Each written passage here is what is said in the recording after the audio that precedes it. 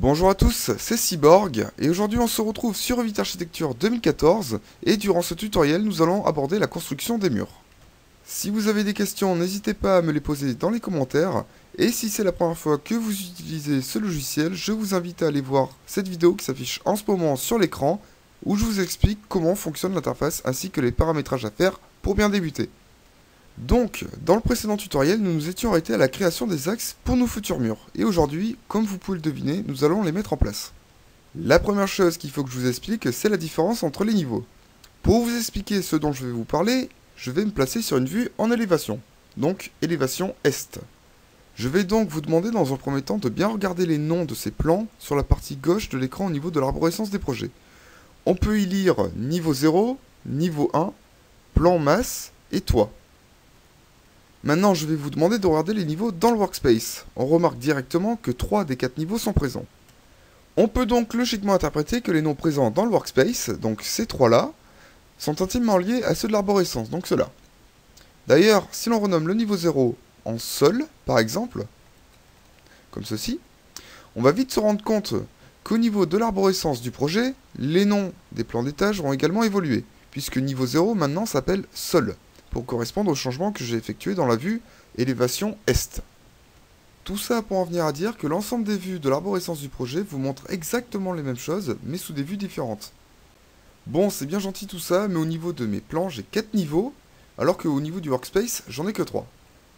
L'intrus, c'est donc le plan de masse. Alors pour vous expliquer sommairement ce qu'est le plan de masse en bâtiment, c'est un plan qui va représenter les constructions environnantes déjà existantes, ainsi que le terrain sur lequel nous sommes en train de construire, et bien sûr le ou les bâtiments que l'on construit. Ce plan doit être coté sur les largeurs et les longueurs, et il doit également présenter un plan de coupe pour y ajouter les hauteurs.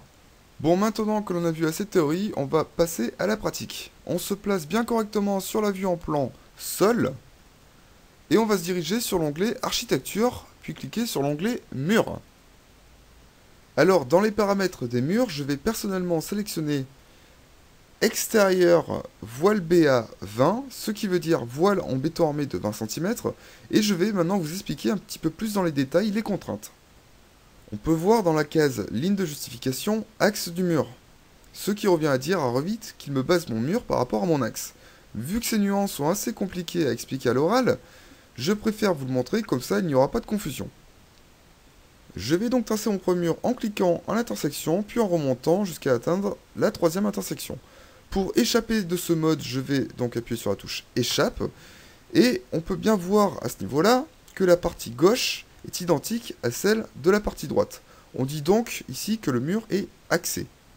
Maintenant, pour vous montrer les autres lignes de justification, je vais aller cliquer sur la case ligne de justification, et on peut y lire axe du mur, axe porteur, nu fini extérieur et intérieur, nu porteur extérieur et intérieur, et donc l'ensemble de ces justifications va nous permettre d'aligner nos murs correctement avec ceux que j'ai déjà créés.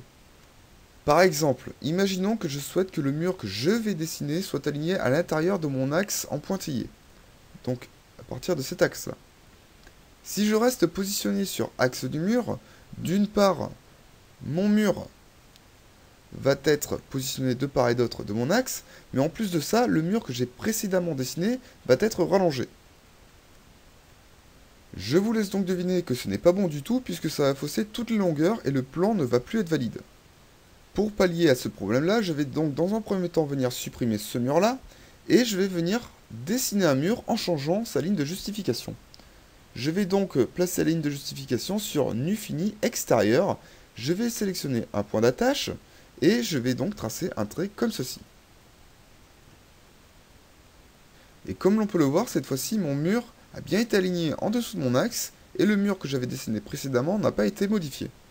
Donc ça, c'était une petite introduction aux lignes de justification. Moi, pour un souci de rapidité dans ce tutoriel, je vais tout le temps rester sur axe du mur, puisque je ne respecte aucun plan, vu que c'est moi qui suis en train d'inventer la maison en direct. Donc je vais supprimer les murs en les sélectionnant avec un survol et en cliquant sur la touche Supr de mon clavier. Attention, il y a deux sortes de survol. Le survol en pointillé, comme ceci, et le survol en tréplan, comme ceci. Le survol en pointillé permet de sélectionner tous les éléments que l'on survole, même s'ils ne sont pas totalement survolés.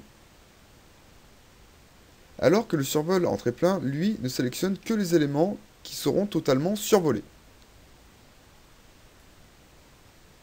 Donc je sélectionne mes murs en les survolant comme je viens de le faire à l'instant, et je les supprime en cliquant sur la touche Supr de mon clavier.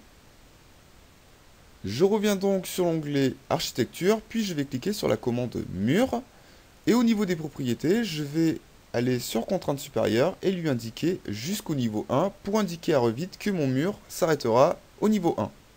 Ensuite, je remets la bonne ligne de justification, donc pour mon cas, ça sera axe du mur, et je vais rapidement vous expliquer à quoi servent les propriétés qui suivent.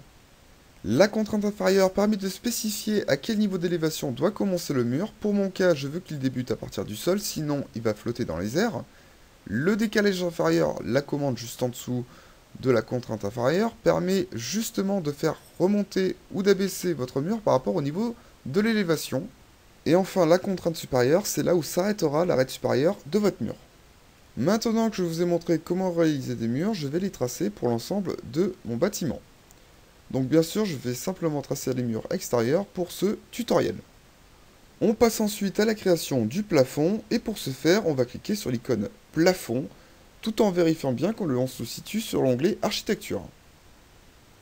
On passe ensuite à la partie propriété, donc au niveau des contraintes, soit vous pouvez laisser sol avec un décalage par rapport au niveau, par exemple de 2950, ou alors vous avez également une autre méthode qui consiste à mettre au niveau 1 et mettre cette fois-ci moins 50 au niveau du décalage par rapport au niveau. Tous les paramètres sont bons, on va cliquer à l'intérieur de notre bâtiment pour placer notre plafond. Par ailleurs, vous remarquerez qu'au survol, les intérieurs des murs deviennent rouges. En fait, c'est le logiciel qui nous indique où va se placer notre plafond. On clique une fois pour valider. Pour venir vérifier que notre plafond s'est bien placé, on peut venir se placer dans la vue en 3D. Par ailleurs, vous pouvez venir vous déplacer dans cette vue en restant appuyé sur la touche majuscule de votre clavier et en cliquant également sur le bouton de votre souris. On peut voir qu'il y a un léger décalage entre les arêtes de mon mur et mon plafond, donc je vais remonter mon mur en sélectionnant une des arêtes et en remontant le décalage par rapport au niveau à 0. Ce second tutoriel sur la création des murs sur Revit Architecture est maintenant terminé. Je vous invite à aller voir le tutoriel qui va suivre pour continuer la construction de cette maison. N'oubliez pas de laisser un petit j'aime sous la vidéo si vous avez apprécié ce tuto. Posez vos questions par commentaire et abonnez-vous à la chaîne pour suivre les prochains tutoriels qui sortent régulièrement. En attendant, je vous dis à bientôt pour le prochain tuto. Ciao tout le monde!